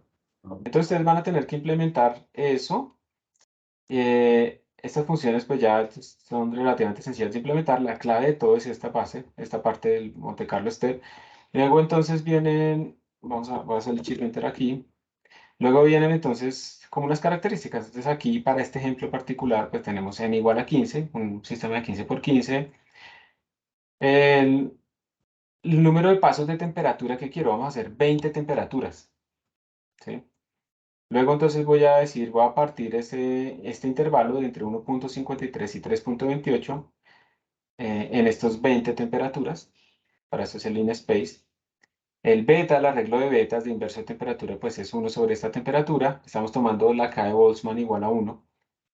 El número de pasos de equilibrio que vamos a utilizar son 300 pasos de equilibrio. Eso es completamente arbitrario, ¿sí? Y estamos haciendo ese número de pasos de equilibrio para todas las temperaturas, que también es arbitrario y uno tiene realmente que medirlo. El número de muestras que vamos a tomar es esta, 1000 muestras. Creo que este n aquí le estoy cambiando el significado ahora. Tenemos un número de columnas. Espera un momento a ver, me perdí acá. ¿Qué estoy haciendo acá? Entonces ahorita miramos si estoy utilizando esto o no, porque tal vez son cosas que quedaron de antes y que no estoy utilizando. A ver, en el rows, en el cost. Ah, ya. Esto es para los dibujos, entonces lo que yo quiero hacer es un dibujo. Esto no tiene nada que ver con la física, por eso yo decía, pero ¿cómo voy a coger la temperatura y la voy a ir por columnas? ¿Sí? Eso es para el dibujo. Entonces lo que voy a hacer es que voy a hacer como un mosaico, ¿sí? Mi dibujo, que va a tener 5 columnas, entonces tengo, digamos, 5 figuritas, y el número de rows que voy a tener, pues va a depender del número de temperaturas. Es que voy a poner todo en un solo sitio, entonces digamos que aquí me daría... El número de temperaturas es 20, ¿cierto? Entonces 20 sobre 5 me da 4. Entonces lo que estoy diciendo es que voy a hacer todas esas gráficas de la temperatura pues en un mosaico así. Simplemente es para poder compararlas, los sistemas, para que los podamos ver como en una sola foto todos los sistemas para diferentes temperaturas. ¿Listo? Entonces el de la temperatura más baja empieza acá, va aumentando la temperatura y entonces vamos a ir graficando en esta dirección y la temperatura más alta va a estar acá. La transición de fase va a estar por aquí en el centro más o menos. Simplemente es eso, es para pintar. ¿Ok? Y vamos a hacer unos arreglos para los observables. Entonces yo voy a medir la energía, la magnetización, la capacidad calorífica, la susceptibilidad magnética. Como esas son funciones de la temperatura, pues entonces voy a decirle que cada uno se va a inicializar con ceros y su tamaño va a ser el número de temperaturas. ¿Vamos bien hasta acá en estos parámetros? ¿Hay alguna duda ahí, señor? Sí, vamos bien, vamos bien. Entonces, ahí en la siguiente celda, lo que estamos haciendo es decir, listo, voy a crear un arreglo para pintar. De ahí era que salía ese N-Call Rows. Les voy a decir que compartan el X y que compartan el Y, simplemente porque en el X vamos a tener la temperatura, entonces todos tienen lo mismo, entonces para que no me salgan los ejes en todos lados, sino solamente en las partes externas. Igual en el Y. Y entonces vamos a empezar a iterar en la temperatura, ¿listo? Cada uno de estos puntos, a ver, lo voy a achicar un poquito. Vamos a hacer una iteración sobre la temperatura y para cada temperatura vamos a hacer una simulación. Deberían ser varias semillas, pero vamos a hacer solamente una. ¿Listo? Entonces, miren lo que vamos a hacer. Para cada temperatura yo voy a definir una semilla. La semilla puede depender de la temperatura o no, no importa realmente. Aquí la vamos a tener constante. Entonces defino mi semilla, defino mi generador aleatorio. ¿Yo por qué hago esto aunque no la voy a cambiar? Porque si la quisiera cambiar para mí es más sencillo. Hago un for sobre el seed y ya queda todo listo para depender del seed. ¿Sí? Por eso lo hago así. Y empiezo, digamos, unos valores en donde voy a ir acumulando los valores de energía y demás para después guardarlos, ¿cierto? Entonces esto es la energía a la 1, la magnetización a la 1, la energía a la 2, la magnetización a la 2, y todos empiezan en 0.0. Voy a crear mi grilla con las condiciones iniciales. Voy a hacer primero mi termalización, entonces voy a hacer un número de equilibrio de pasos, o sea, de equilibrio de termalización, y por cada paso de esos hago un Monte Carlo full step. O sea, miren que aquí lo que estoy haciendo es pasar por todos los sitios. Cada una de estas iteraciones no es escoger un sitio y hacerle el cambio, no. Es escoger n cuadrado sitios, ¿sí? Hacer ese n cuadrado de pasos y luego vuelvo a pasar a la siguiente iteración, hago otra vez n cuadrado de pasos porque ese es un full step. O sea, esto ya es demorado. Entre más grande el sistema, más demorado es. Pero eso es para equilibrar y para tener como unidad de medida el hacer un paso completo por todo mi sistema. Entonces, luego que ya equilibré supuestamente, eso no deberíamos estar imprimiendo aquí también la energía para ir viendo cómo va cambiando, a ver si se equilibró. Eso no está implementado, es una de las tareas. Entonces, ahora lo que vamos a hacer es muestrear. ¿Sí? Se supone que ya equilibramos, entonces vamos a ahora a tomar muestras. Entonces, de nuevo, para cada una de las muestras que quiero hacer, ¿sí ven? Cada una de las muestras hago un paso completo en Monte Carlo por todos los sitios en promedio. Entonces ahí estoy supuestamente metiendo el no tener termalizado, ¿el qué? Eliminar las correlaciones. Calculo la energía, ¿sí? Entonces llamo a mi función compute energy que recibe mi grilla. Calculo la magnetización y acumulo. Entonces, E1 acumula la energía, E2 acumula la energía al cuadrado. M1 calcula la magnetización, M2 acumula la magnetización al cuadrado. Y ya, eso se repite hasta que yo hago todas mis muestras. Después, entonces, lo que hago acá es decirle que me pinte mi sistema final. Miren que mi sistema final es, yo aquí hice mi sistema termalizado y luego tomé muchas muestras, entonces aquí estoy pintando el sistema final como quedó en esta figura y le pongo cuál es la temperatura asociada. Eso es lo que estoy haciendo acá. Y luego, entonces, empiezo a calcular los promedios. Entonces, estas son como características de cuántas muestras tomé. Este n por n, ¿por qué creen ustedes que yo meto aquí este n por n? Por ejemplo, acá, la energía promedio. La estoy dividiendo por el número de muestras, pero también la estoy dividiendo por n por n. ¿Por qué será?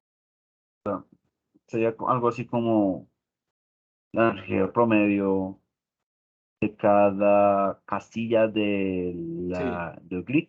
exacto, por sitio, exactamente. Para que podamos hacer esto, para que yo pueda pintar, por ejemplo, después la energía para varios tamaños y más o menos pueda observar las tendencias que tendría si yo fuera aumentando el tamaño hasta el límite termodinámico. Exactamente. Si no, entonces yo voy a tener que la energía de un sistema de 4x4 pues es mucho más pequeña que la energía de 8x8 o de 32x32. Entonces ahí las curvas se me separarían demasiado.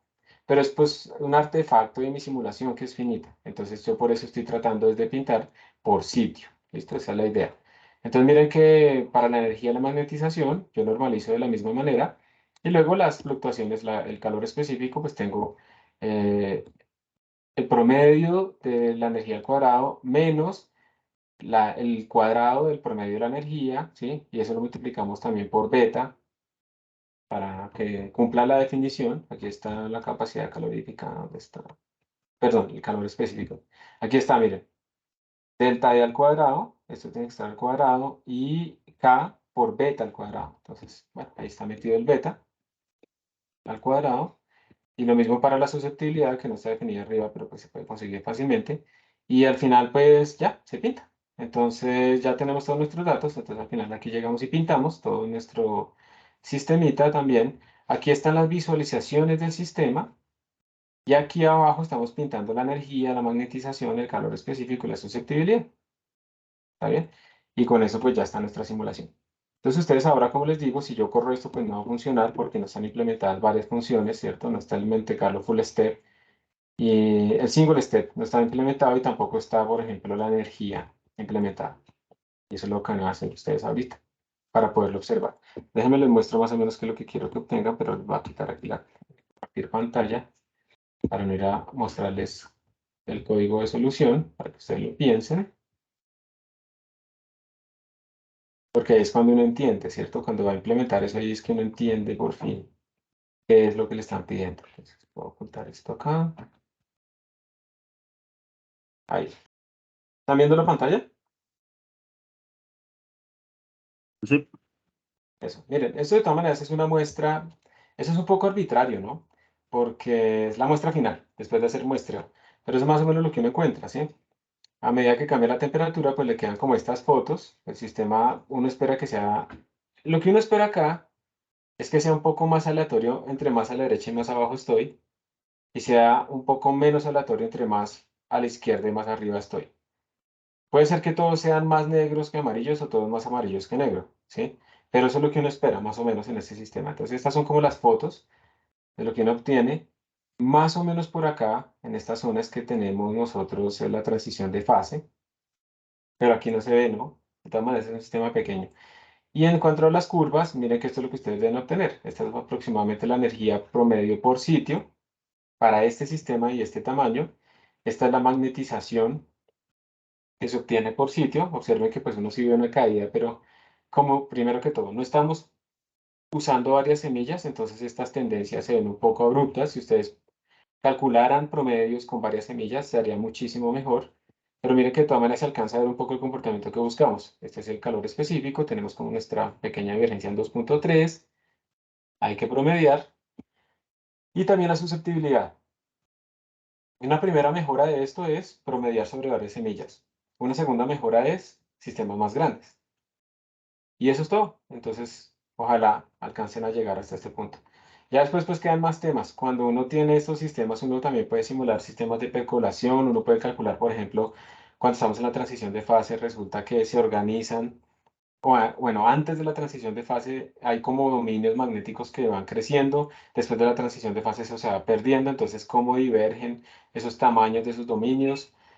Uno puede medir también dimensiones fractales, sacarlas. Estas tienen unas características de divergencia caracterizadas por unos exponentes críticos, unas clases de universalidad que cuando yo puedo encontrar muchos sistemas, digamos, aleatorios diferentes, pero que todos divergen con la misma velocidad, con los mismos exponentes, entonces se dice que pertenecen a la misma clase de universalidad. O sea, hay muchísimo tema aquí por detrás en este tipo de sistemas. Y pues hay aquí algunos ejercicios que pueden ser útiles a mirar. Por ejemplo, la idea es calcular estas gráficas, pero para varios tamaños de sistemas, ¿sí? A ver cómo va cambiando. Calcular la energía de la magnetización como función del tiempo, ¿sí? Entonces yo quiero ver las gráficas de termalización para diferentes temperaturas, entonces ver qué pasa si yo cambio la temperatura, y eso también es para ver qué tan rápido se demora en termalizarse y ver si eso es lo mismo o no es lo mismo. Ver si esto mejora si tomo más muestras, ¿sí?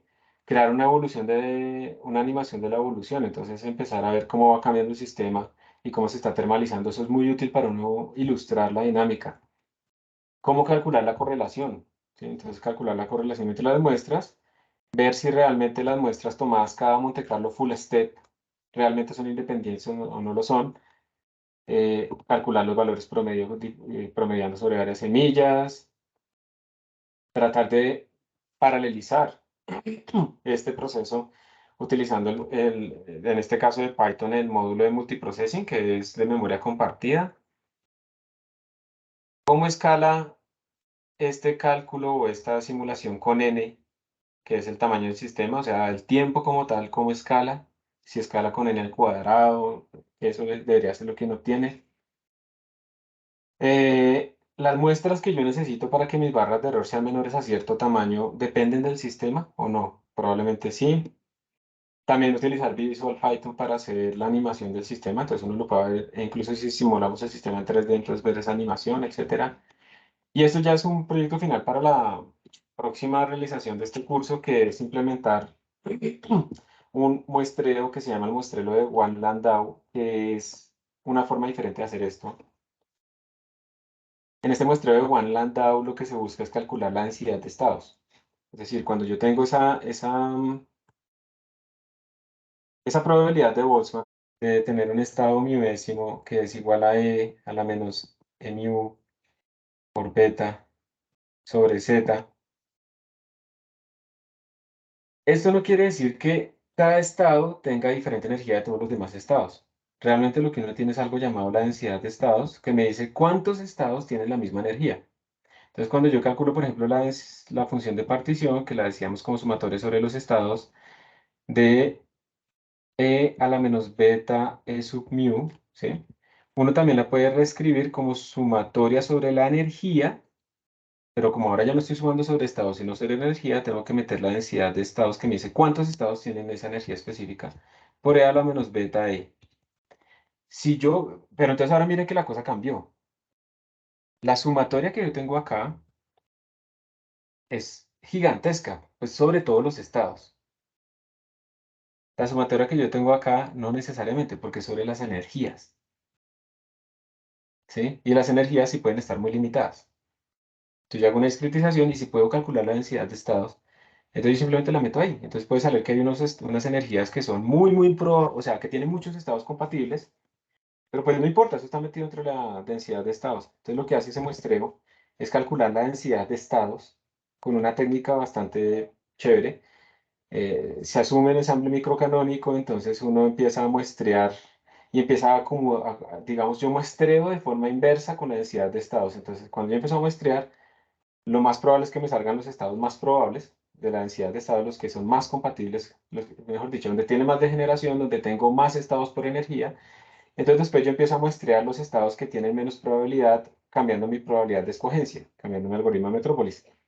Y entonces uno puede estimar ahí la densidad de estados al final y con eso pues uno ya puede calcular estas cosas muchísimo más sencillo. Si yo tengo la densidad de estados, es muy sencillo calcular los valores promedios y demás. Entonces es una forma diferente de hacer estas simulaciones y a veces es útil, ¿no? Porque uno nunca ha visto esas densidades de estados realmente de forma explícita, entonces aquí se pueden observar. Pero si es un proyecto final para otras víctimas, digo, para otros estudiantes. Entonces, ya, eso es todo lo que se puede hacer. Entonces, listo, vamos a hacer los grupitos para que ustedes implementen esas tres funcioncitas a ver si logran llegar pues a obtener esto. ¿Sí? Lo que tienen Una que pregunta, entregar, profe. señor.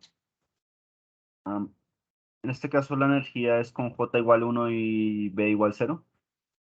Sí, B igual 0, sí, B el campo magnético igual 0 y J lo vamos a tomar como 1.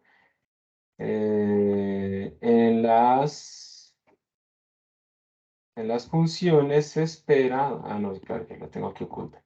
En las funciones se espera que ustedes le manden el beta, sí, sí, exactamente. Entonces estamos con J igual 1 y B igual 0, B externo. ¿Alguna otra pregunta? ¿Listos? Sí, hola. Listo, quedaron 5, 5, 4, 4. Se van a quedar aquí el grupo 1, que es el de Cristian Peña, Andrés Felipe Villalba, Alejandro Pulgarín, Andrés Felipe Suárez y Ángela Paola Vargas. Y ustedes van a quedar grabados. Y el resto, pues se van a ir a trabajar. ¿Qué tienen que entregar? Tienen que mandar una foto de la implementación de sus funciones, una foto de esta implementación y pues una foto también de lo que ya obtienen acá y de lo que obtienen acá. ¿Sí? Es decir, esto y esto. A ver cómo les dio. Y ya. ¿Queda claro lo que tienen que hacer? ¿O alguna duda? Sí. Sí, y otro duda, ¿hasta cuáles horas podemos entregar? Gracias. Eso lo vamos a dejar casi que hasta el final de la clase. Y más o menos cuánto se tiene que demorar la simulación para graficar, la Ya parte no del se demora código para mucho. graficar. Esa no se demora mucho. Yo, pues, también depende de la máquina, ¿no? Pero si están corriendo, digamos, en una máquina relativamente nueva o en Colab o algo así, eso es relativamente rápido. Eso no se les va a demorar demasiado. Si ven que se les está demorando demasiado, pueden bajarle el tamaño a 10x10, 8x8. ¿Listo? Listo. ¿Listo? Eso. Entonces, Cristian, Andrés Felipe, Alejandro, Andrés Felipe, tanto Villalba como Suárez y Ángela Paola, empiezan. Buenas. ¿Me escuchan? Hola. Hola. ¿Alguien comparte o...? Sí. ¿Alguno puede compartir? No, no puedo compartir. Segundo.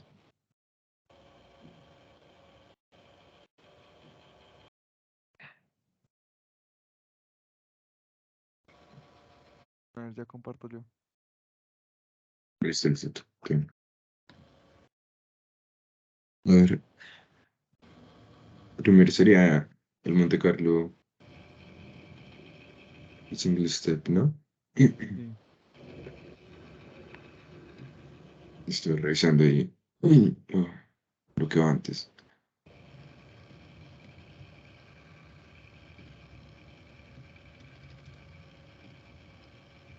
Bueno, sería así para que tomase uno al azar. Ahí está la de tomar uno al azar. Sí. Sí, quitando Los el prints. print. Sí, eliminando eso. Exacto. Y ahora faltaría el algoritmo, ¿no? Sí. Esperen, lo reviso luego. Pero para eso necesitaríamos... Ah, el mínimo. El mínimo entre este Entre, valor. sí.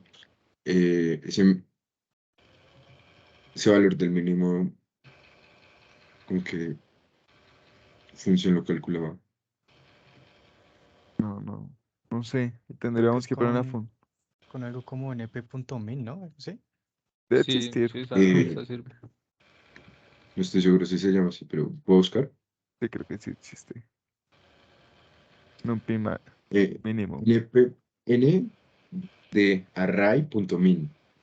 No, sí, bueno, un py.min también serviría. Sí, Pero igualmente necesitamos separar de la energía, ¿no? Para que lo sí. seleccione o no seleccione. ¿Puedes agrandar un poquito la pantalla? Es que no alcanzo a ver bien algunas letras. Gracias. Ya puse los nombres y algo. Ah, listo.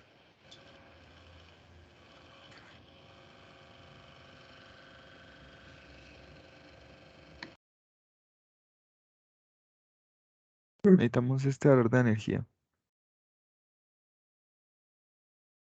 ¿Cómo le decimos que lo Sí. calcule? Aquí, ¿no? Creo que toca definir esta función. Sí. Ujú. Eso supuestamente es lo Entonces, mismo que hicimos en la tarea, ¿no? sí, Pero pero estaría arriba, ¿no? Para que la llame primero. Para el paso de Monte Carlo, recuerden que tratamos de evitar sumar sobre todo el sistema. Recuerden que lo que nos interesa es el cambio de energía y eso está ahí descrito un poquitico arriba. ¿Se acuerdan lo que hicimos ahorita en la Aquí. clase? Que es, ¿qué pasa si yo invirtiera? Ahí está mi cambio. Solamente tengo que hacer esto, este término que estaba ahí, ese delta. ¿Listo? Entonces, para hacer el paso Monte Carlo, yo no necesito medir toda la energía del sistema, sino que necesito es ese cambio. Ok, ok. Entonces sería 2J. Sí, sí, creo. Y 2J Ok. por... Sería, Ujú. sería mínimo entre uno y bueno, y el otro término en esa función np.min, que no sé si ya le agregó. Oh, no lo ha escrito. Solamente tiene Dale, dale, NumPy. sería. Esto sería... Eh, np.min. ya llamo, sí, Entre np.min E. y ese tiene dos términos. Uno y el siguiente sería e eh, Pero ¿qué se sabe? No. exponencial. ¿Cómo? Sería 2 veces. Pero el mínimo eh, sería 2 veces. Pero se Delta de la calcula el energía. mínimo entre el uno y el factor de e elevado a la menos Menos beta beta por delta ese de e. delta. Entonces tengo que calcular Exacto. ese Entonces delta. sería e elevado a la menos beta y 2j sigma i y bueno, las, las,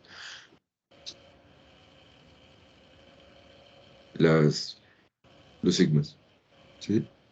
Esos sigmas serían Y tengo eh, que calcular el delta de la energía. Que sería exacto. Sí. 2 Bueno, sí, por J. ¿J cuánto sería? sí, J es uno. 1, ¿no? Sí, son. ¿J es 1? Sí. Sí, sí. Bueno, entonces 2 Sí. por es el I.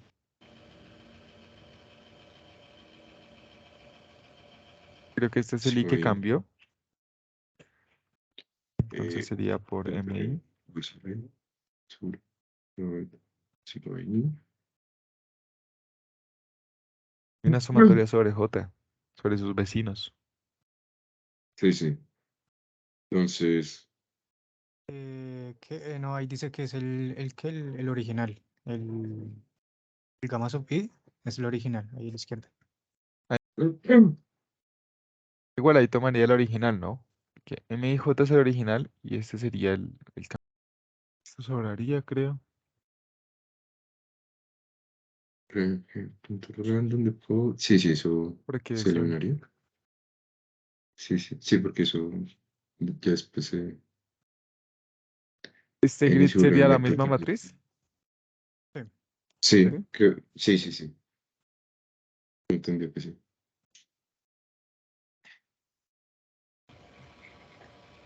Este sería el original. Grid IJ. El punto grid, digo. Sí. y 2 por S por esta suma. Sí, Y pues, que esta suma sería la de sería los vecinos. con for, ¿no? Entonces, sí, sí, sí, sí.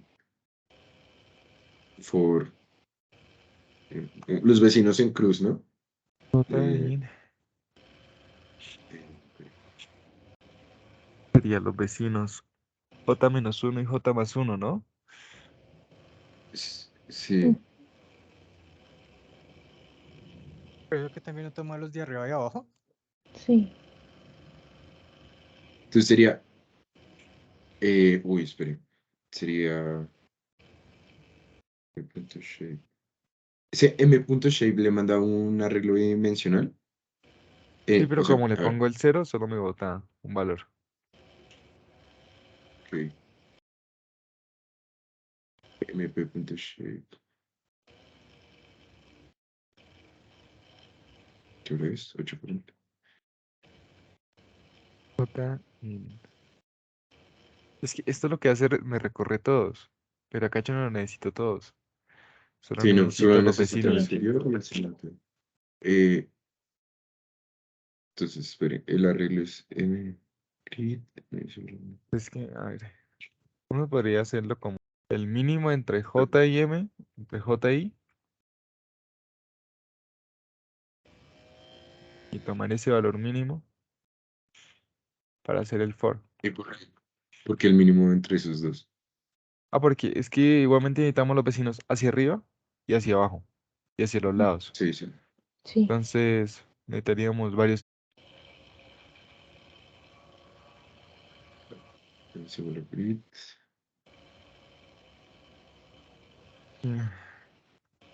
Por K, in, y aquí quedaría por H, in, y así barreríamos los vecinos. No hace falta el rango.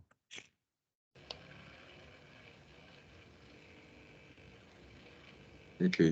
Y el OJ Eh, sería igual a. ¿el acero? Pues para que vaya sumando. No, no le entendí lo del OJ. Aquí pues ahorita defino este valor. Entonces voy calculando, por ejemplo, OJ1, ¿no? Entonces vale, no sé, 2. Entonces lo sumo ahí. Aquí me daría 2. Lo vuelvo a sumar. No, ahora vale 3. Ok. Lo sumo ahí. 2 Sí, sí, más sí. 3, 5. Entonces, a ver, sería Y los J sería la suma de los vecinos en ese momento. eh, reviso.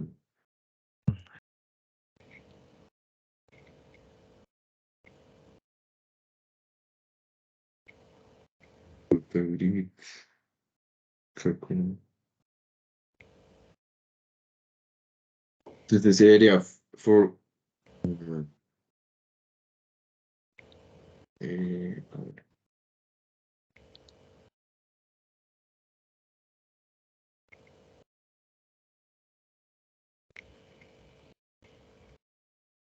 Ahí estarían los vecinos. Sí, sí, sí. Sí. Parce, pero ahí en el primer término no sería H-1. Sí, Sí. gracias. Puro H menos. Pues ahora Es también que tendríamos problemas si estamos en los bordes. sí está. Tal Mm, Y vez no podríamos podemos. definirlo como normal y le ponemos un if Sí, Sí, del eso for. estaba ponerle un if. pensando aquí Sí, un sí. if. Póngale Entonces ese sería if. como. Y creo que se lo paso por el chat.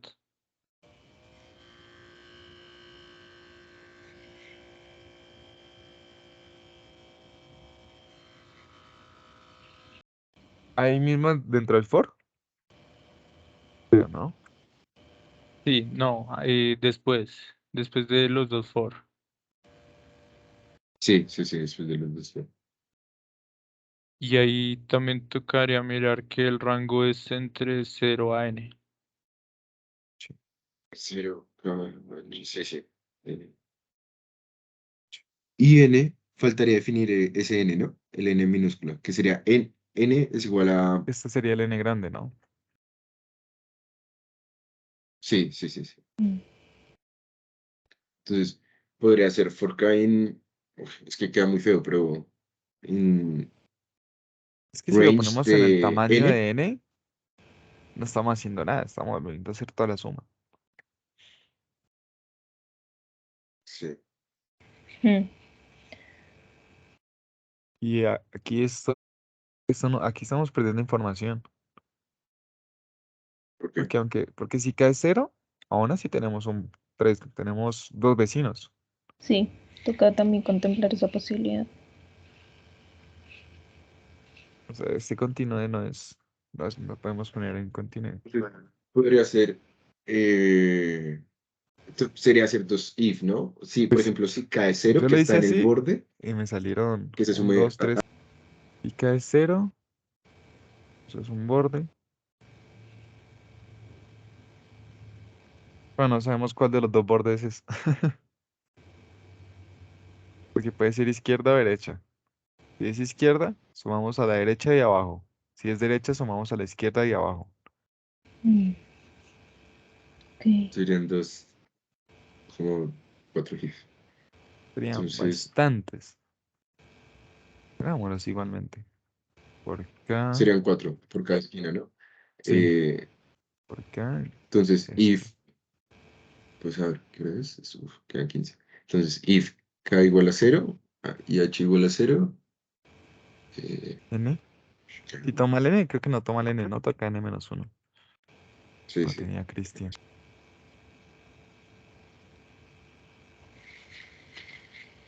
Ahora los de abajo. N-1. H.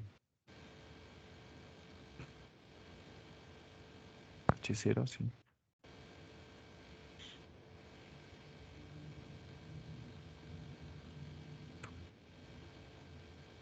No, mentiras. No puedo hacer eso.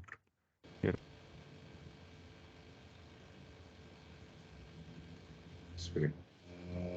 Ahorita cambio los vecinos. Solo es como para tener la fórmula general. A ver, si cada estamos en esta esquina, solo tengo hacia abajo y hacia la derecha. Hacia abajo y hacia la derecha. Voy a quitarle todos los de menos. ¿Cierto? Ujú. Plan, sería quitar este. Y que en este sería quitar los del más, ¿no?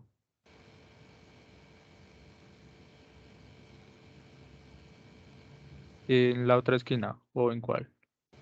Sí, en la otra esquina. Sería. Ujú, sí, en la otra esquina, sí.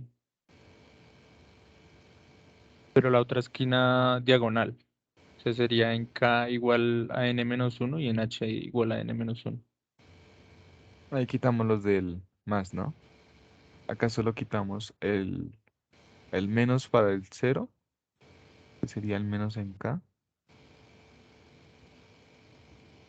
Y aquí quitaríamos, para el H quitaríamos el menos y para el K quitaríamos el más. Listo. Ahora nos falta definir los rangos. Entonces, no sería for k y n, y for h y n, y range n, Porque directamente como ¿en qué? en n, ¿no? En el tamaño de la grilla directamente, porque justamente nos encargamos de que al recorrerse se cancelara los bordes. Por ejemplo, de la izquierda, si estamos a la izquierda. Si me sumo eso. Podría ser.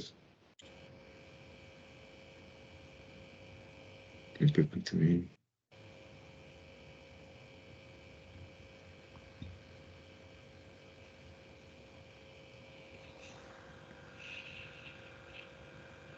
O, Este B creo que acá lo llaman beta, acá arriba. Ujú. No, A pero ver, no estoy seguro si ese OJ que va después de él toma los que están en, haga de cuenta la primera fila, los que están en la mitad. Porque ese solo tiene 3 vecinos. este, Sí. Haz de cuenta la posición 0, 1. Los vecinos de ese solo tiene 3. La posición 0, 1. Sí. En la matriz, imagínense la matriz, la posición fuera 0, 1, solo tiene 3 vecinos, izquierda, 0 tiene 3 izquierda, vecinos. derecha y abajo. Ujú. Esos ahí, eso no los está tomando, sí. No, Entonces ok, tocaría ok. hacer otro ciclo for, ¿no? Entonces, Pero, cuatro más para los bordes que no son esquinas. Uf, ok, feo, sí, sí. pero Oh, que no se demoraría mucho uno, creo.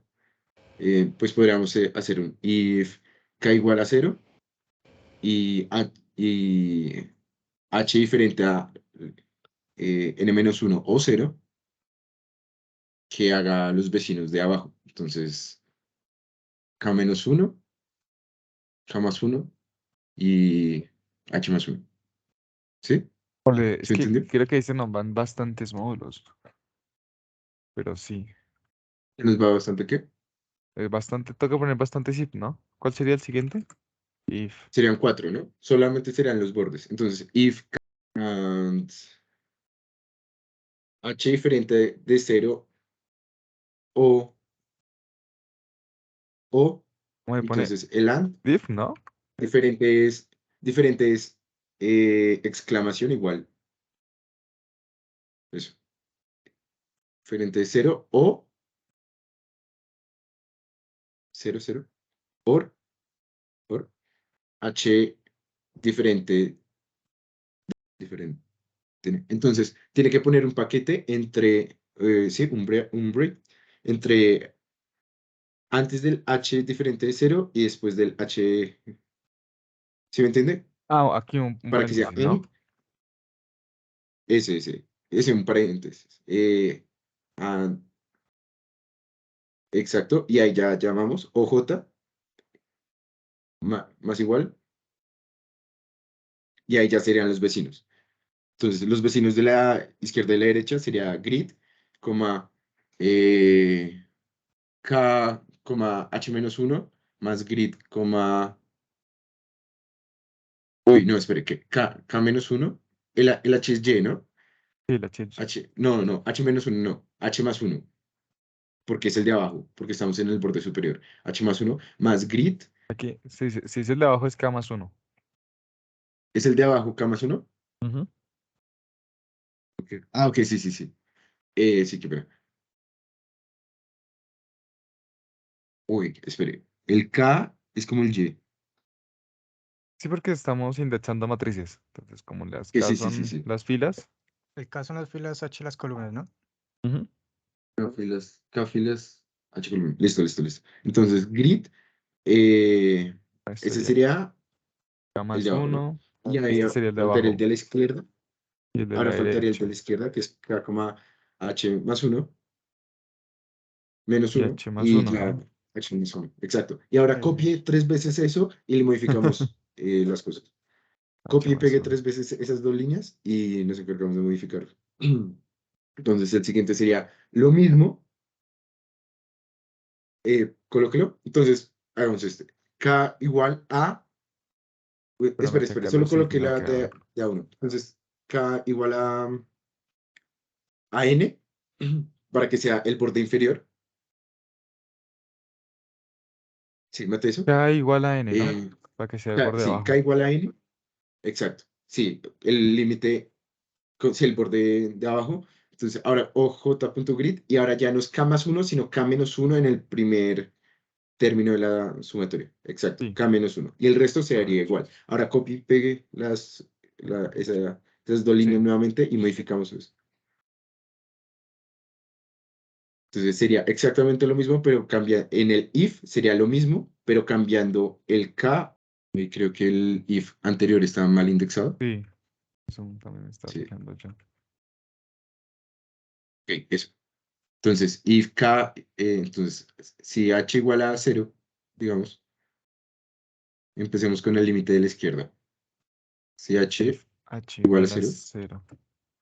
sí, H igual a 0, y Aquí acá, K ¿no? igual a 0.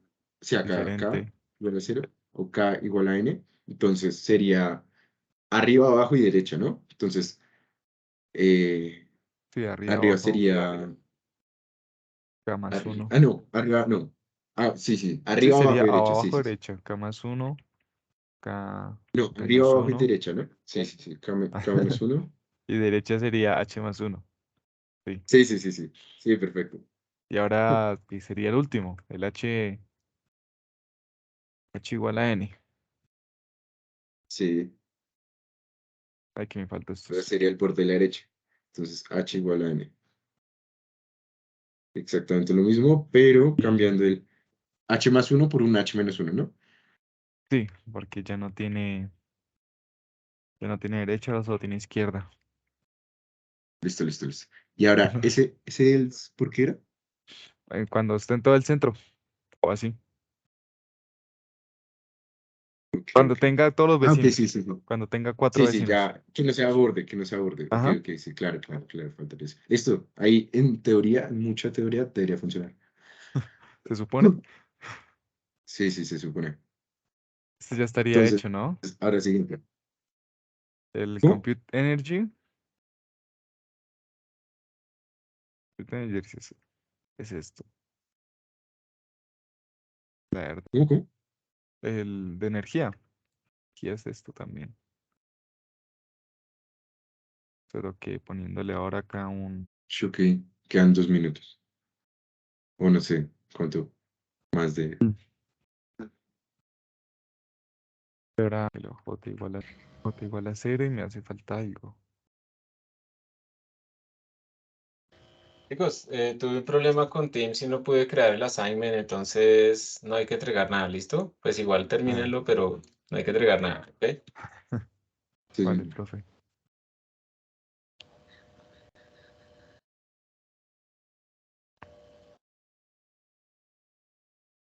Listo, aquí lo único que seríamos es agregar un valor para la energía. Y sería 0. La energía sería igual a ese AOJ.